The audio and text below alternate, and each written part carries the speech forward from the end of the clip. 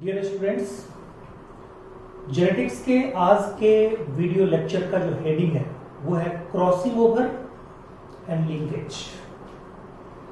इस crossing over और linkage पे एक न एक न्यूमेरिकल आपको हमेशा हर ईयर पूछा जाता है।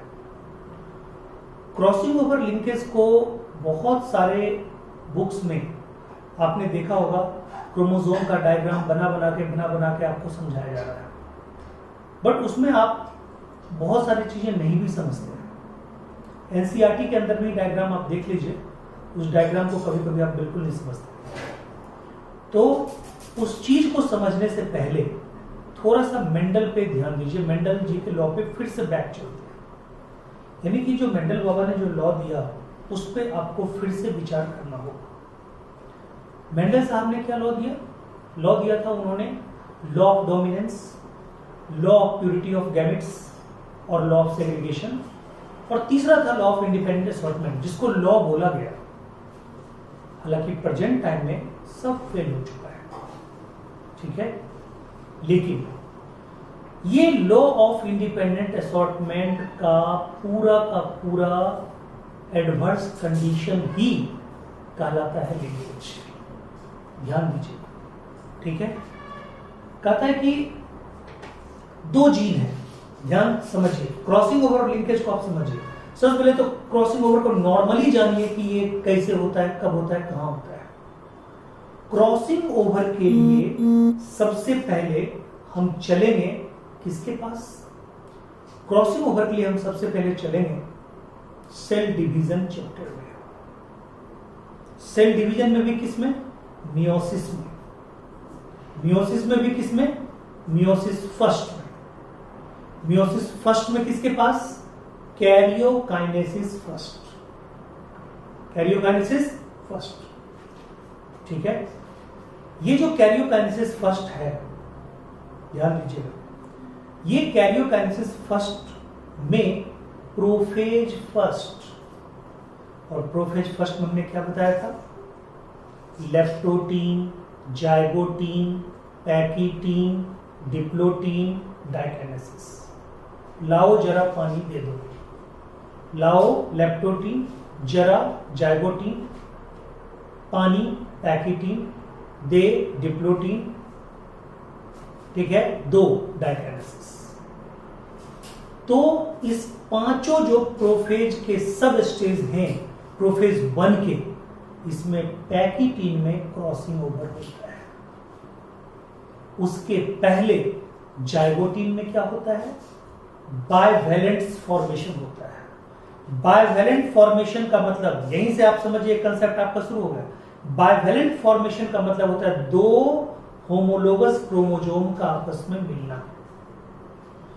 अगर मदर के तरफ का 21वां क्रोमोसोम है तो फादर के तरफ का भी 21वां क्रोमोसोम ही होगा। मदर के तरफ का अगर छठा क्रोमोसोम है तो फादर के तरफ का भी छठा क्रोमोसोम होगा। इस हैप्लॉइड सेट का अगर तीसरा क्रोमोसोम है तो उस दूसरे हैप्लॉइड सेट का भी तीसरा क्रोमोसोम ही होगा। क्लियर है? यानी दो क्रोमोसोम को हम लोग बोलते हैं बाइवैलेंट्स या होमोलोगस पेयर। ये हमेशा होमोलोगस ही होगा। ऐसा नहीं हो सकता है कि तीसरा क्रोमोसोम उधर से 5वां क्रोमोसोम होमोलोगस हो जाए। इसको आप ऐसे समझिए, ठीक है। इसमें समझने वाला पोर्शन ज्यादा है, इसको ऐसे आप समझिए।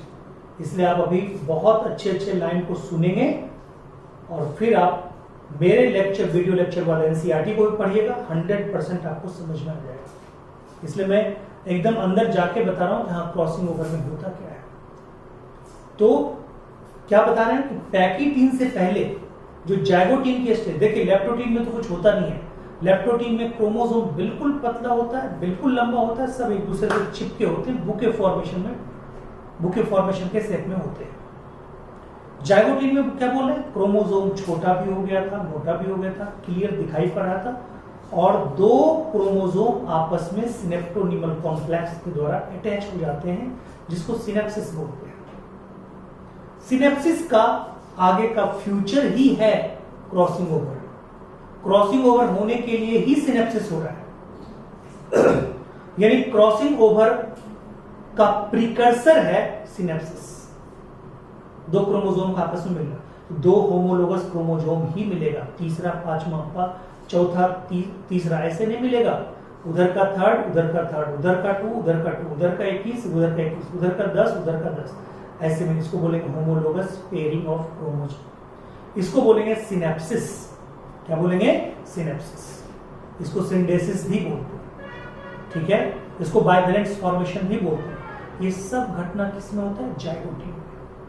और ये 2 क्रोमोसोम क्यों मिलते हैं? दोनों के बीच में क्या होता है? सिनेप्टोनीमल कॉम्प्लेक्स, जो हमने बताया था किसका बना होता है? राइबोन्यूक्लियोप्रोटीन का। यानी कि राइबोन्यूक्लियोप्रोटीन कहते हैं आरएनए प्लस प्रोटीन, इसलिए ribonucleoprotein RNA plus protein. RNA nucleic acid के रूप में आरएनए होता है और प्रोटीन के रूप में नॉन हिस्टोनिक प्रोटीन होता है। और आरएनए होता है मात्र 5 से 15%, मात्र 5 से 15%, यानी कि 85 से 100% ये कहता है 85% तक उसमें क्या होता है? Non histonic protein. Synaptonemal complex discover किसने किया? Moses. Synaptonemal complex is only responsible for synapsis of chromosome, synapsis of bivalents, synapsis of, ठीक है, होमोलोगस पेयरिंग। यही पैकी टीम में जाके इस दोनों क्रोमोसोम का 2-2 क्रोमेटिड बिल्कुल क्लियर दिखाई देता है। उसको हम लोग क्या बोलते हैं? उसको बोलते हैं टेट्राड फॉर्मेशन। टेट्राड फॉर्मेशन वहां भी बोल सकते हैं, बट यहां पे बोलना ज्यादा उचित होगा, क्योंकि यहां पे 2 क्रोमोसोम के 2-2 क्रोमेटिड क्लियरली दिखाई पड़ रहे हैं।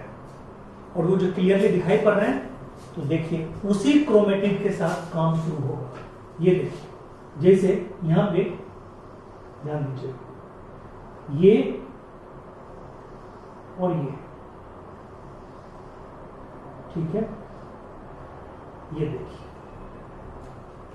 ठीक है, ये 2 क्रोमोसोम है। यहां बीच में आपका क्या था? सिनेप्टोनीमल कॉम्प्लेक्स था, ठीक है।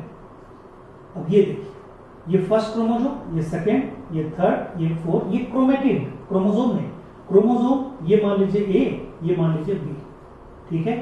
तो ए क्रोमोसोम का फर्स्ट और सेकेंड क्रोमेटिड, बी क्रोमोसोम का थर्ड और फोर्थ क्रोमेटिड, ठीक है। तो बताइए 1 और 2 को क्या बोलिएगा? Sister chromatid, sister chromatid. और 3 और 4 को क्या बोलिएगा? Non sister chromatid, non sister chromatid. Sorry, 3-4 को भी, एक मिनट, 3-4 को भी क्या बोलिएगा? Sister chromatid. 1-2 को भी सिस्टर क्रोमेटिड, 3-4 को भी, ठीक है, सिस्टर क्रोमेटिड, ये भी सिस्टर क्रोमेटिड। इधर लिख दीजिए सिस्टर क्रोमेटिड। बट यानी कि सिस्टर क्रोमेटिड का 2 ही पेयरिंग हो सकता है, 1, 2 और 3, 4। बट नॉन सिस्टर क्रोमेटिड का देखिए 1, 3, 1, 4, 2, 3 और 2, 4। ये क्या है? ये नॉन सिस्टर क्रोमेटिड का पेयरिंग है। Non sister chromatid, non sister chromatid का ये पेयरिंग है। ये नॉन सिस्टर क्रोमेटिड के 4 पेयर और सिस्टर क्रोमेटिड के कितने पेयर? 2 पेयर। तो याद रखिएगा। अब देखिए, जैसे मान लीजिए कि आपको ये तो पता ही है, इस पे जो जो एलील होगा, इस पे जो जो एलील होगा, ठीक है, मान लीजिए इस पे ए है, इस पे भी क्या होगा? ए है।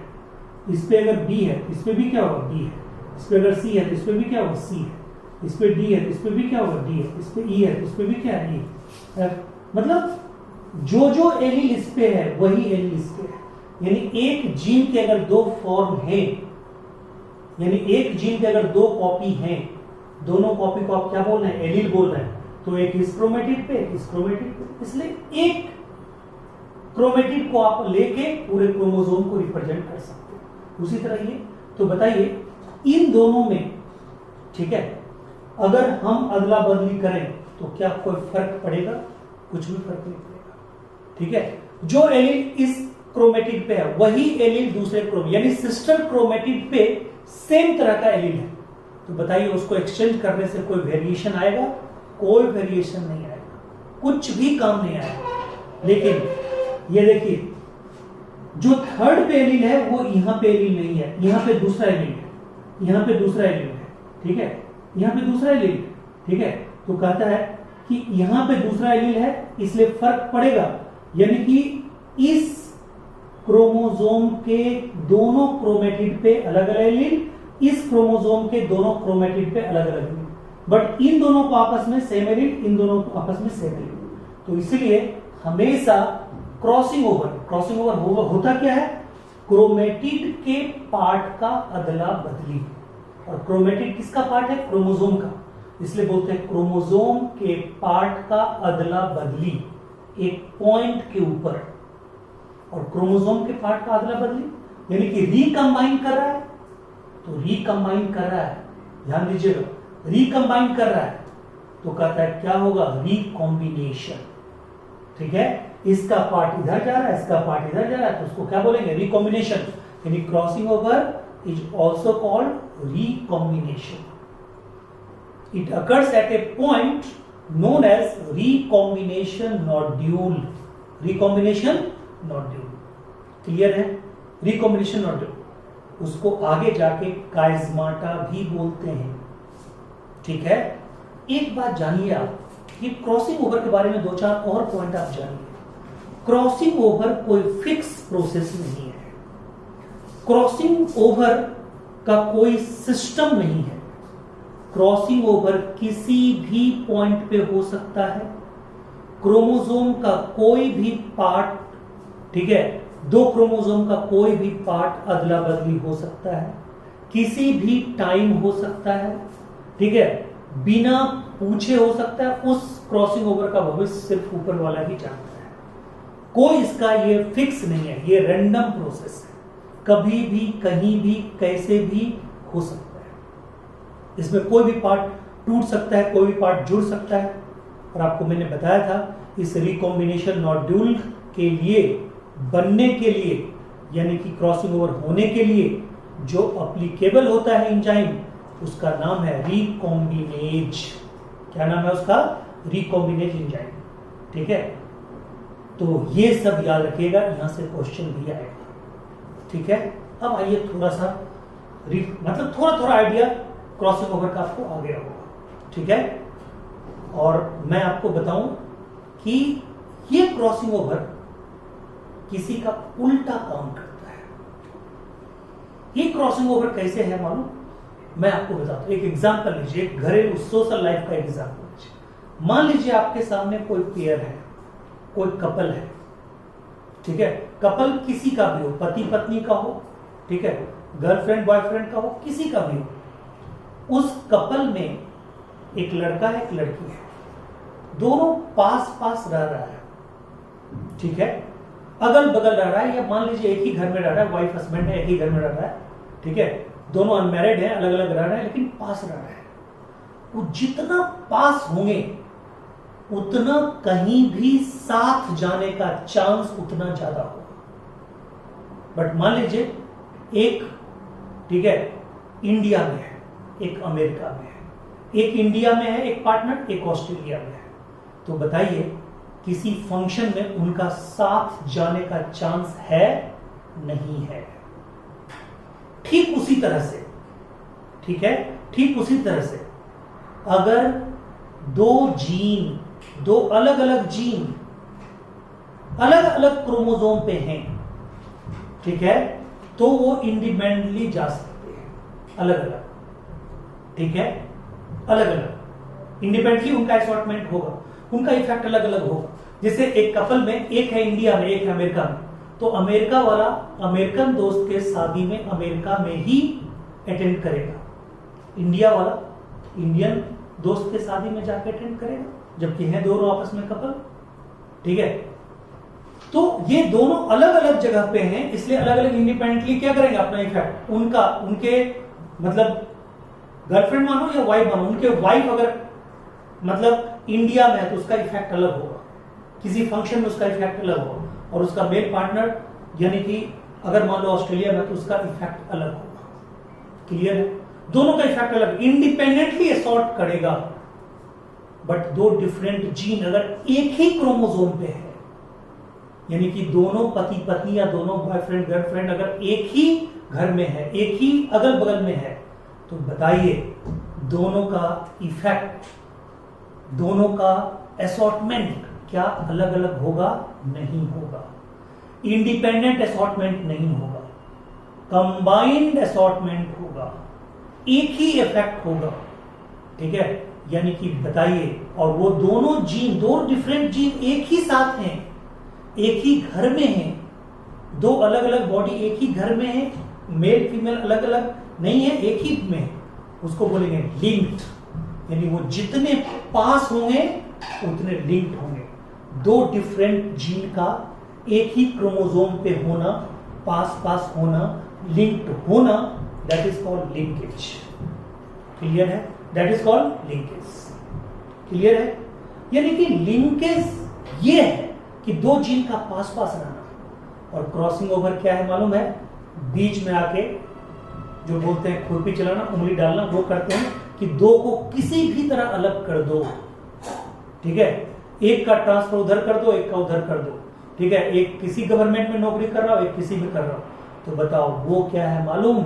Crossing over. ठीक है, वाइफ को असम भेज दिए और असम में जो उसका हस्बैंड था उसको आप यहाँ पे, ठीक है, पंजाब ले आए।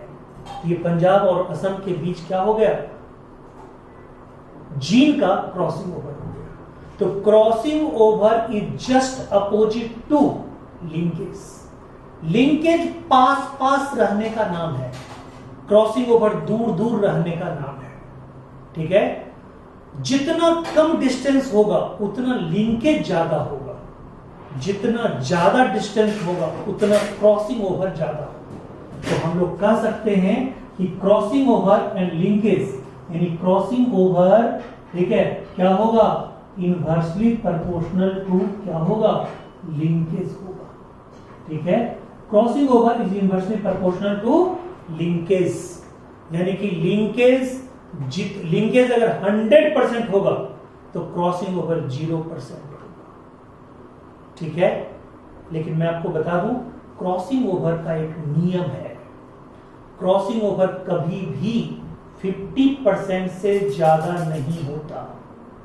क्रॉसिंग ओवर कभी भी 50% से ज्यादा नहीं होता। मैक्सिमम क्रॉसिंग ओवर हो सकता है 50%। और मैं आपको बताऊं, क्रॉसिंग ओवर रिकॉम्बिनेशन को जन्म देगा। यहीं से क्वेश्चन सॉल्व होगा, यहीं पे दिमाग लगाना है। झूठ का क्रोमोसोम का 50 डायग्राम दिमाग में रख लिए, कंफ्यूज हो गए, क्वेश्चन एक भी नहीं बना, वो काम अपना नहीं करना है। कहता है यानी कि क्रॉसिंग ओवर अगर हो रहा है, मैंने क्या बताया, क्रॉसिंग ओवर और लिंकेज जस्ट अपोजिट है। Minimum distance higher the linkage, ठीक है, maximum distance higher the chance of crossing over. यानी कि जितना डिस्टेंस दो जीन के बीच होगा उतना चांस किसका होगा? क्रॉसिंग ओवर का होगा। जितना मिनिमम डिस्टेंस होगा उतना किसका चांस होगा? लिंकेज का होगा। यानी लिंकेज 0%, क्रॉसिंग ओवर मैक्सिमम 50% ही होता है। मैक्सिमम करिएगा crossing over 50%, which is maximum. और अगर लिंकेज 100% तो क्रॉसिंग ओवर कितना? 0%। ये दिमाग में जरूर रखना है। क्लियर है पॉइंट? ये दिमाग में जरूर रखना है। अब देखिए, यहां तक कोई दिक्कत आपको नहीं? अब सुनिए, ये मैंने बता दिया, ये दोस्ती वाली बात, ये आपको ब्रेन में ऐसे आ जाएगा। ठीक है, यानी कि क्रॉसिंग ओवर लिंकेज को तोड़ता है। और क्रॉसिंग ओवर में देखिए ना, दो जीन अगर पास है, उसको अगर डिस्ट्रॉय करना, उसके कपलिंग को तोड़ना है, तो क्या कीजिए? उसको रिपल्सन करवा दीजिए। इसलिए इस थ्योरी का नाम भी है coupling and repulsion theory. Coupling theory का नाम ही है कपलिंग, इसलिए मैं कपल का एग्जांपल दे रहा हूं, कपलिंग एंड रिपल्सन थ्योरी। ठीक है, यानी कपल बना के बैठा हुआ है, लिंकेज, रिपल्सन कर दीजिए। ठीक है, क्रॉसिंग ओवर, यानी इसका जीन, जो दोनों डिफरेंट जीन एक ही क्रोमोसोम पे बैठा हुआ था, वो उधर चला गया, वो उधर चला गया। ठीक है, तो बताइए क्या हो गया? सेपरेट हो गया। अब उस हालत में उसका असॉर्टमेंट सेपरेटेड हो सकता है, उसका इंडिपेंडेंट असॉर्टमेंट हो सकता है। तो चलिए जरा देखें background. Mendel law of independent assortment, gene controlling different character get assorted independent to each other. Mendel का जो इंडिपेंडेंट असॉर्टमेंट है वही बोलता है कि अलग अलग जीन का अलग अलग असॉर्टमेंट होगा डायब्रिड क्रॉस में। ठीक है, इट इज करेक्ट, कहता है ये तभी करेक्ट होगा if the gene are present on two different chromosome. यानी अलग अलग क्रोमोसोम पे है तो अलग अलग असॉर्टमेंट होगा, इतना देर से यही तो बता रहे। लेकिन अगर देखिए if the genes are present on the same chromosome they may, हो भी सकता है, may not show independent assortment, वो असॉर्टमेंट शो नहीं करेगा। उस हालत में क्या होगा, कहता है if crossing over occurs between these two genes then the gene get separated, यानी कि अगर एक ही साथ है दो डिफरेंट जीन एक जगह जाके बैठा हुआ लिंक्ड हो गया, उसको उस हालत में इंडिपेंडेंट असॉर्टमेंट नहीं होगा। लेकिन अगर उस हालत में भी इंडिपेंडेंट असॉर्टमेंट करवाना होगा तो क्या करवा देंगे, क्रॉसिंग ओवर करवा देंगे। क्लियर है, तो फिर वो क्या होगा, ठीक है। But if there is no crossing over, but if there is no crossing over between these two genes there is no segregation, वो अलग अलग नहीं जाएगा, नो सेपरेशन, नो सेग्रीगेशन, ठीक है। Hence only parental combination found in gametes. तो अब आप ये जानिए लिंकेज का मतलब पेरेंटल जनरेशन, क्रॉसिंग ओवर का मतलब न्यू कॉम्बिनेशन, रिकॉम्बिनेंट। यानी कि अगर मान लीजिए कि दो वैरायटी को आपने क्रॉस किया, प्रोजेनी में आपको 4 वैरायटी आया, जो दो क्रॉस करवाया वो जो दो वैरायटी प्रोजेनी में आया वो हो गया पेरेंटल जनरेशन, वो आपको लिंकेज को शो करेगा। और जो नया वैरायटी आया वो आपको किसको शो करेगा मालूम, वो शो करेगा क्रॉसिंग ओवर को, वो शो करेगा रिकॉम्बिनेशन को, वो शो करेगा न्यू वैरायटी को, ठीक है, वो शो करेगा हेट्रोजाइगस को। तो ध्यान दीजिए, क्वेश्चन बनाने के लिए कर रहा हूं, ठीक है। हेट्रोजाइगस, हेट्रोजाइगस, ठीक है, is equal to recombination, recombinant is equal to crossing over percentage, ठीक है, यानी क्रॉसिंग ओवर वैरायटी यानी कि रिकॉम्बिनेंट वैरायटी यानी कि न्यू वैरायटी, न्यू वैरायटी, ठीक है। यानी कि इसी को कह सकते हैं non parental variety, non parental variety, ठीक है। तो क्वेश्चन बनाने के लिए ये चीज आपको जरूर याद रखना चाहिए, क्योंकि लैंग्वेज आपको परेशान करेगा। यानी कि क्वेश्चन में रहेगा कि नॉन पेरेंटल वैरायटी इतना आया, ठीक है, न्यू वैरायटी इतना आया, हेट्रोजाइगस कभी दिया हुआ है, कभी दिया हुआ है हेट्रोजाइगस, कभी रिकॉम्बिनेंट, कभी न्यू वैरायटी, कभी नॉन पेरेंटल, चारों का मतलब सेम है। ये चारों किसका प्रोडक्ट है, ये चारों किसका है, product of crossing over, product of crossing over. और इसका जस्ट उल्टा होगा, कहेगा होमोजाइगस, पेरेंटल, सेम वैरायटी, इसका मतलब वहां पे वो किसको शो कर रहा है, लिंकेज को शो कर रहा है। सारे पॉइंट को आप आज लिख लीजिए, फिर क्वेश्चन बनाए, क्वेश्चन भी बनवा के दिखाते हैं, ठीक है। ये क्लियर हो गया आपको, ठीक है। अब आए कहते हैं इस बात को प्रूफ करने के लिए मॉर्गन साहब ने, वही मॉर्गन साहब, ठीक है, जिनको फ्लाइमैन भी बोलते हैं, टीएच मॉर्गन, ठीक है, ड्रोसोफिला पे पूरा का पूरा काम उन्होंने किया। और ड्रोसोफिला के बारे में इसके पहले जो क्रोमोसोमल थ्योरी ऑफ इनहेरिटेंस बताया उसमें पूरा ड्रोसोफिला बताया। ड्रोसोफिला मेलानोगास्टर मात्र 2 वीक जीता है, 2 मिलीमीटर का होता है, ठीक है। उसमें सेक्सुअल डायमॉर्फिज्म बहुत क्लियर होता है, साइज मॉर्फोलॉजिकली बिल्कुल डिस्टिंक्ट होता है, हेट्रोमॉर्फिक क्रोमोसोम होता है, ये सारा कुछ आपको बताया। उनकी ब्रीडिंग पीरियड बहुत शॉर्ट होता है, ठीक है, मतलब शॉर्टेस्ट लाइफ साइकिल होता है, तो जल्दी जल्दी एक्सपेरिमेंट का रिजल्ट आ जाता है। तो उस पर पूरा का पूरा रिसर्च किए मॉर्गन साहब, इसलिए इनको फ्लाइमैन भी बोलते हैं, क्योंकि ड्रोसोफिला का नाम है फ्रूट फ्लाई, ठीक है। तो मॉर्गन साहब ने सिंपल डायहाब्रिड क्रॉस करवाया मेंडल की तरह, बट उन्होंने क्या लिया, उन्होंने 2 क्रॉस करवाया, एक क्रॉस ए, एक क्रॉस बी। ध्यान दीजिएगा, क्रॉस ए जब उन्होंने करवाया तो उन्होंने लिया येलो बॉडी, ठीक है, कलर येलो, आंख का कलर व्हाइट। इधर ये किसका लिया इन्होंने, फीमेल का। तो आप ऐसे दिमाग रखिए कि कोई एकदम फीमेल है, ठीक है, येलो कलर के कपड़े पहने हुए, एकदम व्हाइट व्हाइट आंखें, और मेल ब्राउन कलर का है, कलर उसका स्किन का सही नहीं है लेकिन आंख का कलर रेड है। उन दोनों को क्रॉस करवाया, ठीक है, उन्होंने क्रॉस करवाया।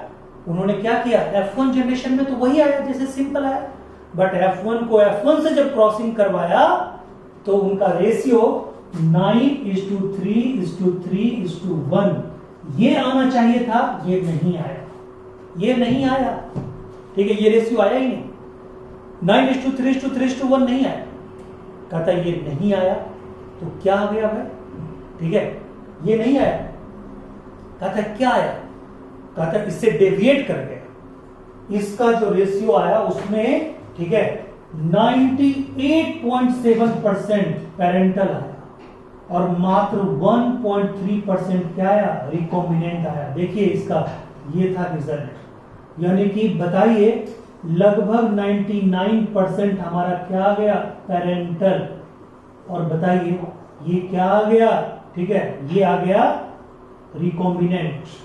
तो बताइए हमने क्या आपको सिखाया है, रिकॉम्बिनेंट किसका प्रोडक्ट, क्रॉसिंग ओवर का, और पेरेंटल किसका प्रोडक्ट, पेरेंटल किसका प्रोडक्ट, ये लिंकेज का। तो बताइए यानी कि यहाँ पे लगभग 100% क्या हो गया, लिंकेज, यानी कि ये दोनों जीन जो थे ये आपस में क्या थे, लिंक्ड थे, ये अलग अलग हो ही नहीं पाए, यहाँ क्रॉसिंग ओवर हो ही नहीं पाया, यानी कंप्लीट लिंकेज का केस था।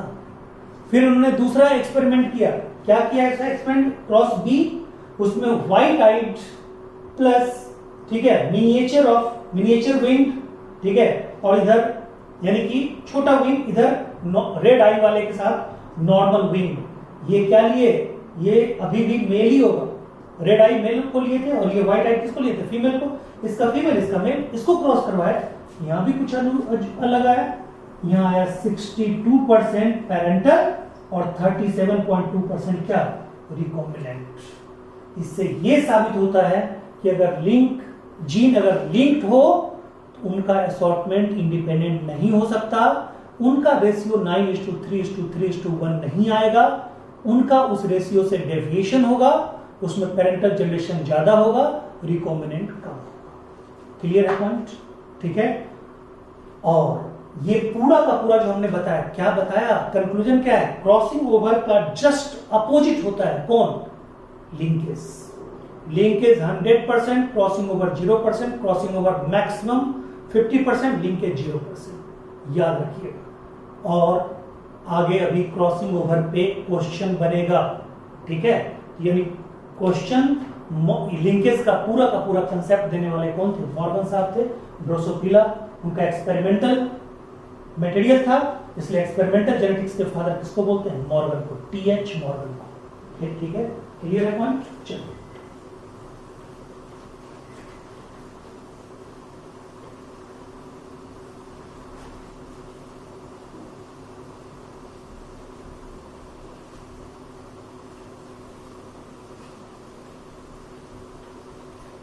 अब देखिए लास्ट टॉपिक आपका बचा हुआ, लास्ट टॉपिक में कुछ नहीं है, न्यूमेरिकल्स बताएंगे। देखिए अब क्या है, कहता है कि मान लीजिए, ठीक है, हमने दो वैरायटी को क्रॉस करवाया, ठीक है, हमने दो वैरायटी लिया, मान लीजिए हमने सीसी, ठीक है, डी, हमने दो वैरायटी को क्रॉस करवाया। ध्यान दीजिए, आराम से इस क्वेश्चन को देखिए, किताब में इसी को वेशभूषा बदल के रहेगा, इसके बदले रहेगा सीसी, इसके बदले रहेगा प्लस प्लस, घबराइएगा मत। लीजिए हम यही कर देते हैं, ठीक है, ये लीजिए, इन दोनों वैरायटी को क्रॉस करवाया गया, ठीक है, ये भी होमो जाएगा, ये भी होमो जाएगा, ध्यान दीजिए, क्रॉस करवाया गया, ठीक है। तो इस वैरायटी क्रॉस, जब हमें क्रॉस करवाया गया ना, तो हमें क्या मिला, ये देखिए, सीसी हमें मिला, ठीक है, सी प्लस हमें मिला, प्लस सी हमें मिला प्लस प्लस, हमें ये मिला, ठीक है, हमें इस ढंग से मिला सी प्लस। डियर स्टूडेंट्स, मैं आपको बता रहा था, लाइट चली गई थी, मैं आपको बता रहा था कि आपको दो वैरायटी दिया हुआ है, दोनों वैरायटी को क्रॉस करवाया गया। इस क्वेश्चन को अच्छे से समझिए, इस पर कई क्वेश्चन होंगे। दो वैरायटी को आपस में क्रॉस करवाया गया, एक हमने प्लस प्लस ले लिया, एक हमने लिया सीसी, दोनों वैरायटी को आपस में क्रॉस करवाया गया। जब ये क्रॉस करवाया गया, ध्यान से सुनिएगा, तो हमें चार तरह के प्रोजेनी मिले। हमें प्रोजेनी जो मिले वो देखिए कैसे कैसे मिले, हमें ये मिले 900, ठीक है, हमें ये जो मिले, ठीक है, ये हमें मिले 880, ये हमें मिले 115, हमें ये मिले 105, ठीक है। ये हमें 4 तरह के, इसको क्रॉस करवाने के बाद, ठीक है, ये पेरेंटल फॉर्म है, ठीक है, इसको क्रॉस करवाने के बाद हमें 4 तरह की वैरायटी मिलेगी। कौन कौन? CC 900, C+115 प्लस C105, ठीक है, और कहता है 880। अच्छा, ये दोनों आपको अभी लगेगा इसमें से, इसको आप अलग मान के चलिए, ठीक है, समझिए, इसको बिल्कुल अलग मान के चलिए कि मतलब ये दोनों सेम नहीं है, जबकि सेम है, ठीक है, लेकिन इसको आप अलग अलग मान के चलिए। फिलहाल क्वेश्चन पॉइंट आउट, क्वेश्चन को हमें सीखना है। अब देखिए, आपको पूछेगा C और प्लस के बीच क्या है क्रॉसिंग ओवर का परसेंटेज, यानी कि नहीं, सीधे पूछेगा, ठीक है, डिस्टेंस बिटवीन, ठीक है, these 2 G, ठीक है, ये पूछिए कैसे निकालेंगे आप, ठीक है। इसके बदले डाटा कुछ भी हो सकता है, इसके बदले कैपिटल ए हो सकता है, कैपिटल बी हो सकता है, यहाँ पे आपको दूसरा कुछ भी। अब बताइए, ये जो 4 वैरायटी है, इसमें क्या है? ये आपका क्या हो गया? पेरेंटल, ये भी आपका क्या हो गया? पेरेंटल, ठीक है। ये आपका क्या हो गया? रिकॉम्बिनेंट, ये हो गया रिकॉम्बिनेंट। ये भी आपका क्या हो गया? रिकॉम्बिनेंट, ठीक है। रिकॉम्बिनेंट का मतलब क्या हो गया बताइए? ये दोनों रिकॉम्बिनेंट का मतलब क्या हो गया? ठीक है, न्यू वैरायटी, इस रिकॉम्बिनेंट का मतलब क्या हो गया? न्यू वैरायटी, ठीक है, न्यू वैरायटी। इस रिकॉम्बिनेंट का मतलब न्यू वैरायटी, या इसको क्या बोलिएगा? हेट्रोजाइगस, ठीक है, या ठीक है, प्रोडक्ट ऑफ क्रॉसिंग ओवर। और इसको क्या बोलिएगा?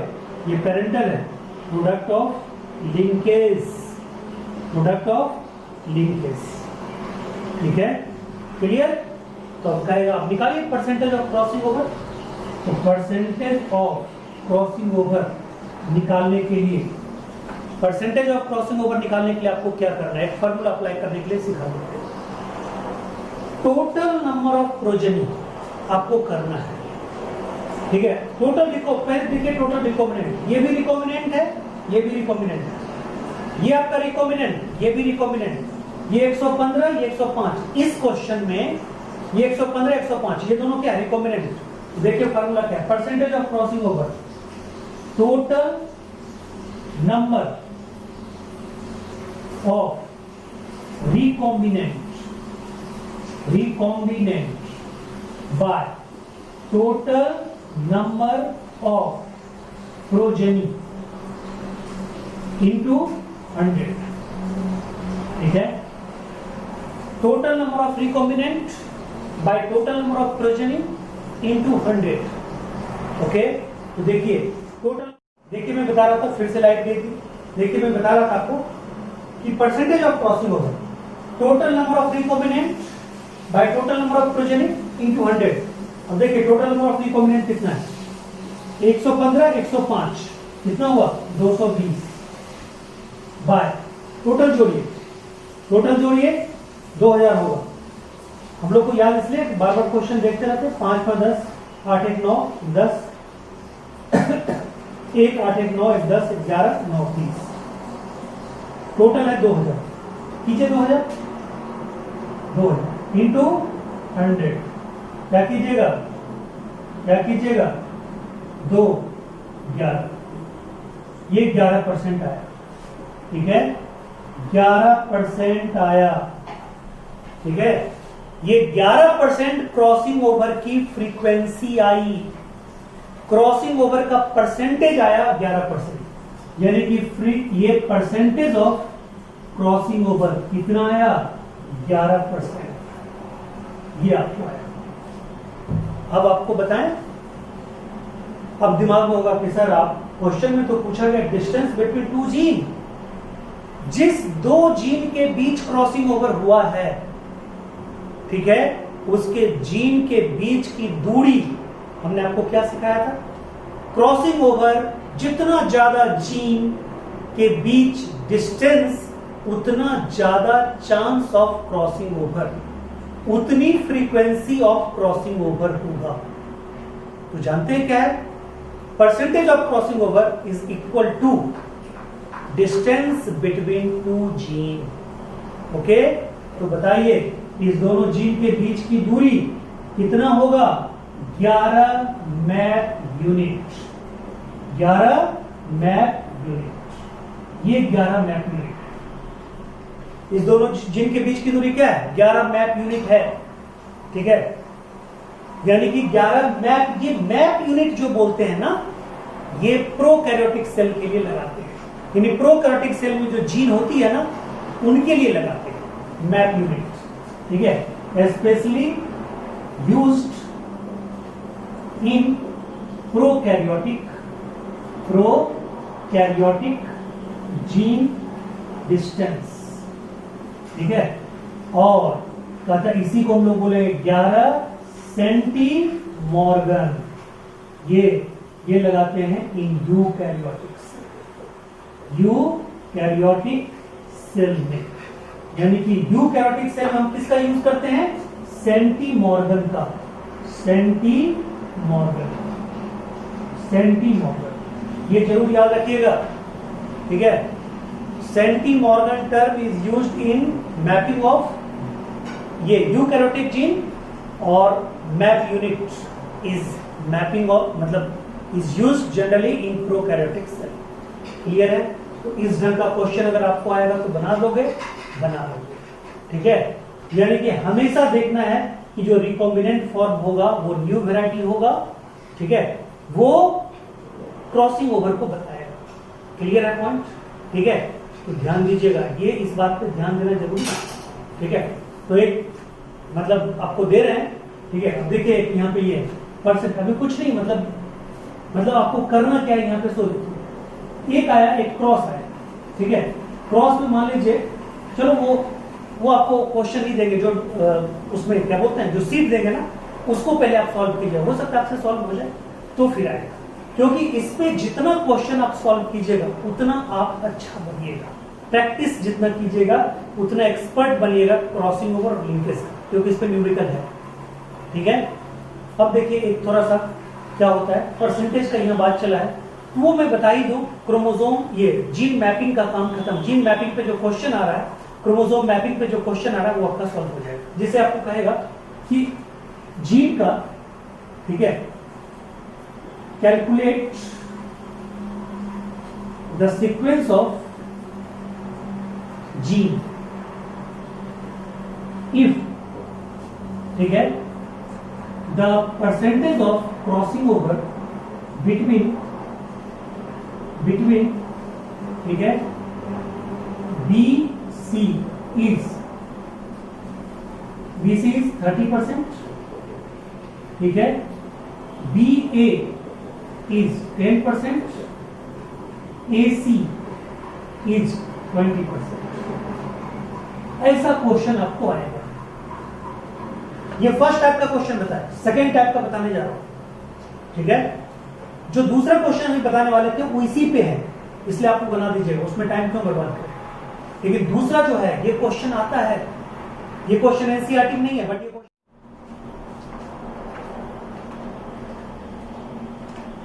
अब देखिए, आप ये क्वेश्चन बता रहे थे, आज मौसम खराब है, बाहर लाइट का आना जाना लगा हुआ है, sorry.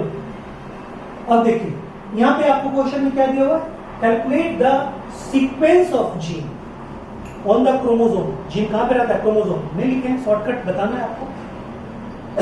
If the percentage of crossing over between BC 30%, BA 10%, AC 20%, ऐसा अगर क्वेश्चन में दिया हो, आप कैसे इसको सॉल्व करेंगे? आप इसको कैसे सॉल्व करेंगे? कहा था ऐसे सॉल्व कीजिएगा।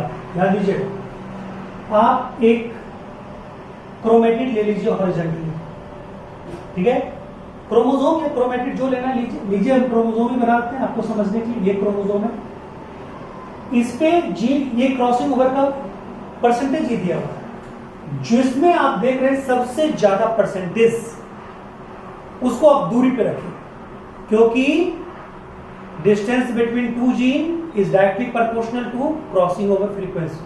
क्रॉसिंग ओवर 30% है बी और सी के बीच, यानी बी और सी के बीच की दूरी क्या है, मैक्सिमम है। लीजिए बी और सी कर दिए। अब देखिए बी और ए 10%, ये लीजिए, तो ए क्या होगा, इसके नजदीक आएगा, इसके नजदीक नहीं जाएगा, इसके नजदीक जाएगा, ठीक है। और ए और सी के बीच क्या है, 20%, ये लीजिए, ये 20, ये 10 और ये 30। तो बताइए इसका आंसर क्या होगा, calculate the sequence of gene.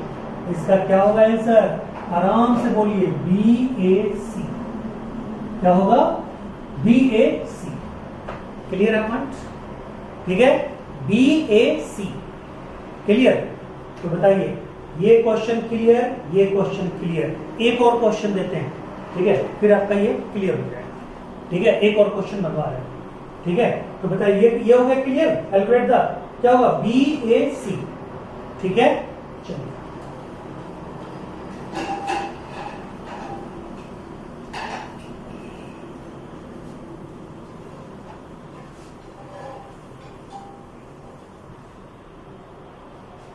अब देखिए, कहता है क्वेश्चन ये है, इफ टू डिफरेंट वैरायटी